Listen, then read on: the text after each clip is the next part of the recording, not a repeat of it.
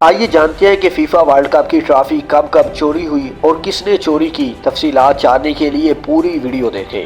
1930 سے 38 کے world cup جیتنے والی ٹیموں کو جو ٹرافی دی گئی اسے فرانس کے ڈیزائنر نے ڈیزائن کیا تھا، جسے چاندی سے تیار کیا گیا مگر وہ گولڈ پلیٹڈ تھی۔